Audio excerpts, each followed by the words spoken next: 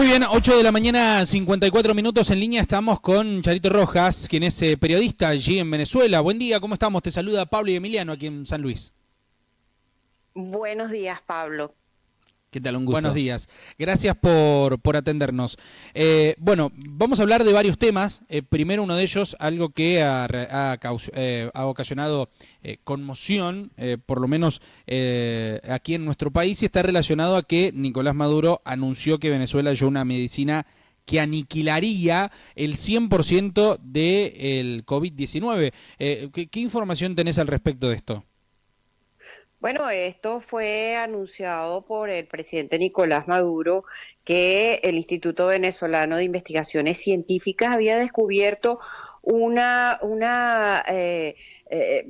molécula llamada así el TR10, que la tienen estudiando durante un periodo de 6 meses y que aniquilaría la cadena del virus del COVID.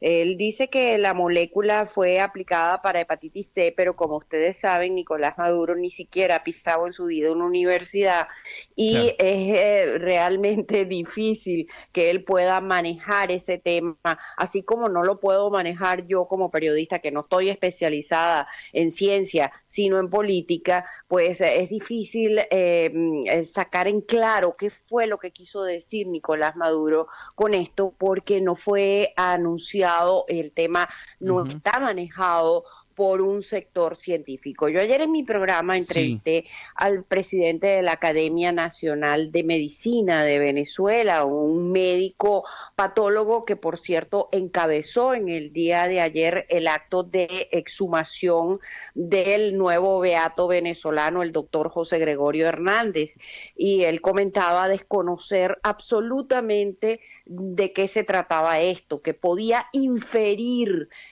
por las declaraciones de Maduro que tal vez sea una investigación que hace el IVIC relacionado con el virus del papiloma humano, pero que difícilmente podía saber ninguna otra cosa.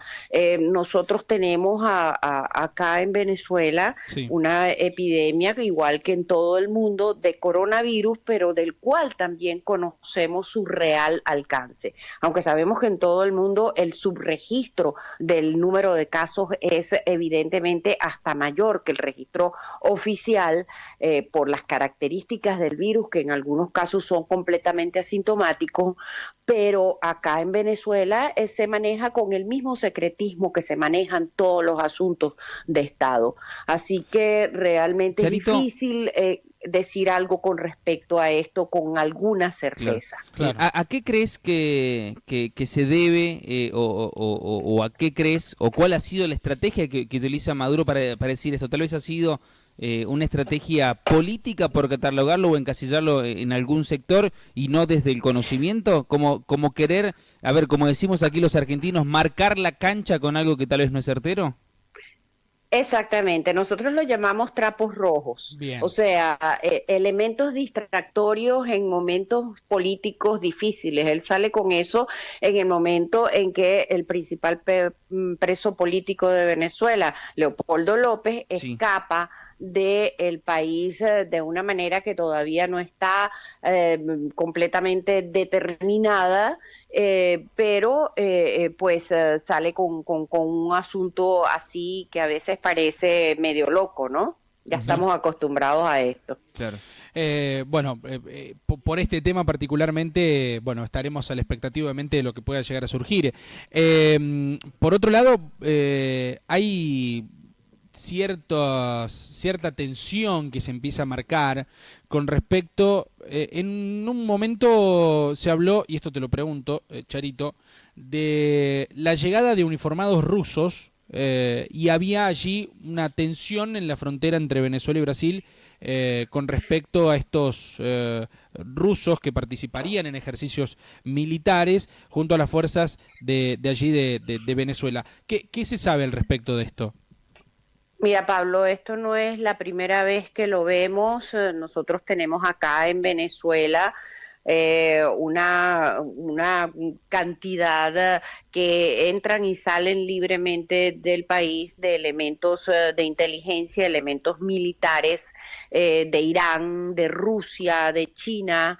Recientemente el caso de estos militares rusos, asumimos que son militares o denunciaron desde la frontera de Bolívar que son militares, pero que estaban vestidos como militares venezolanos. Ujú. Nosotros ya sabemos que desde hace muchos años, desde la época de Chávez, se rompió la costumbre de que los militares venezolanos eran entrenados en las mejores academias militares del mundo, que habían sido entrenados en Estados Unidos, en Panamá, en Perú, o sea, en academias militares fundadas, pues casi todas por norteamericanos. Esa cadena se rompió y los militares venezolanos comenzaron a ser entrenados en Cuba y en Rusia.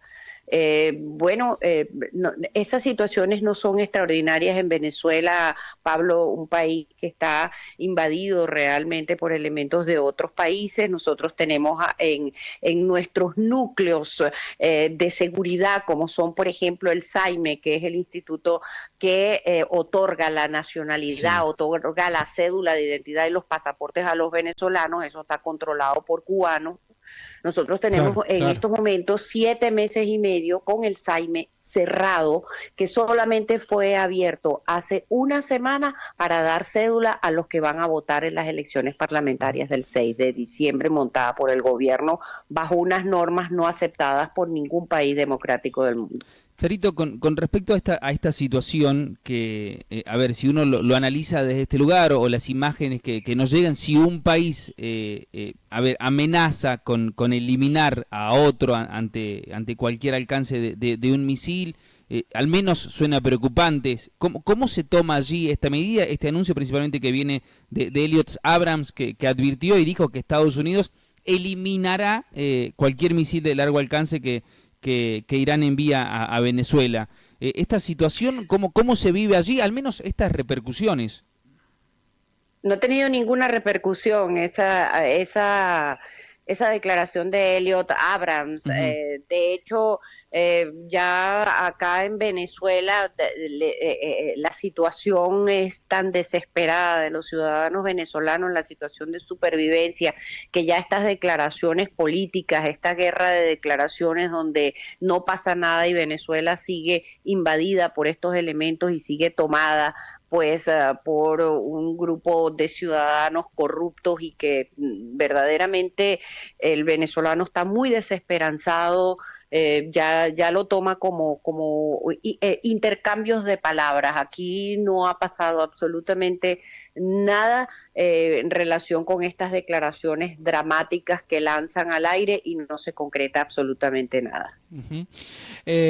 Bueno, es inevitable preguntar sobre la situación de Leopoldo López y la huida, o por lo menos como han llegado aquí las noticias, y que, bueno, se habla un poco de que agrava un poco esta situación diplomática entre Venezuela y España, ¿no? Donde lo han recibido.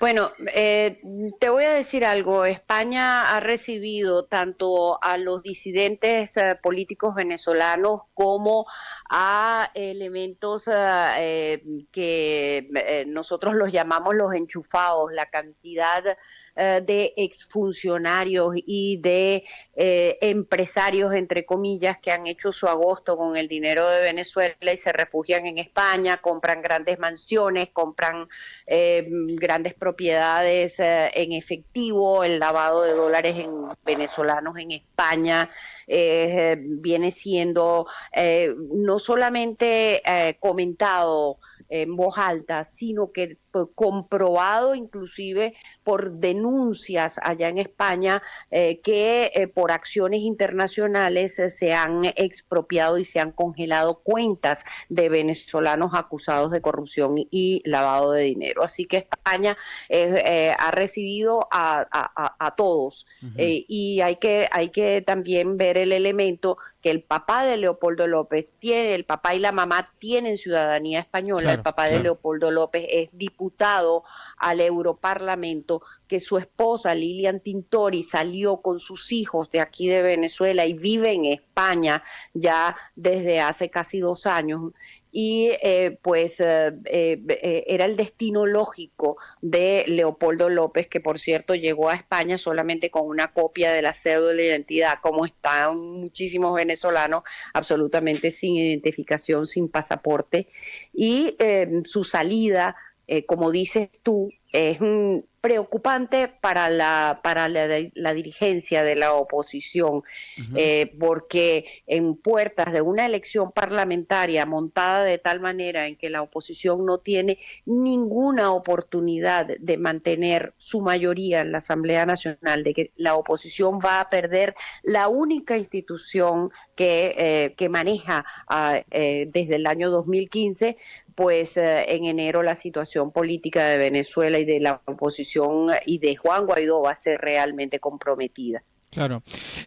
No quiero dejar pasar la oportunidad de hacerte esta última pregunta con respecto a cómo ves la relación de Argentina con Venezuela, teniendo en cuenta que en un primer momento Argentina condenó las violaciones a los derechos humanos y los bloqueos en este comunicado que emitió la ONU, y luego desestima aquel comunicado que emite el Grupo Lima, donde ya hablaba de algunas particularidades en contra de Maduro puntualmente, o algunos funcionarios del gobierno venezolano, y la relación que pueda llegar a tener Argentina. ¿Cómo se ve desde allá la relación Argentina-Venezuela?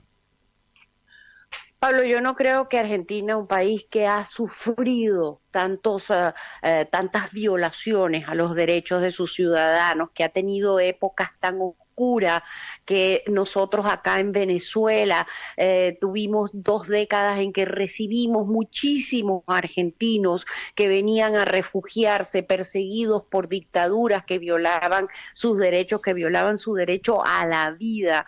Yo no creo que Argentina como país pueda votar en contra de una resolución que proteja los derechos humanos de los venezolanos. Ningún país puede votar en contra de eso en realidad. Fíjate que la votación fue mayoritaria a favor de los derechos humanos en Venezuela, en contra de los derechos humanos violados en Venezuela. Pero, ¿qué es lo que pasa? Cuando Argentina la ponen, Argentina que ha sido durante los últimos años del kirchnerismo, pues ha sido uno de los socios, de los elementos de apoyo de este chavismo, de este socialismo del siglo XXI que ha destruido a Venezuela, cuando lo ponen políticamente a votar en contra del gobierno chavista, pues se echa para atrás. Claro. O sea, sí a la defensa de los derechos humanos, no a sacar a Maduro. Claro, se entiende. Bueno, ha quedado muy claro. Se entiende la postura. Me quedo con esto, el socialismo del siglo XXI que ha arruinado a Venezuela. No creo, Charito, que es la mejor definición que he escuchado sobre la situación de Venezuela. Te la voy a robar, esa te la voy a robar. Gracias, Pablo. Dígalo así porque así es. Lamentablemente es así. Lamentablemente es así. Charito, muchas gracias. Te agradecemos por este contacto. Seguramente vamos a seguir comunicándonos a través de esta vía.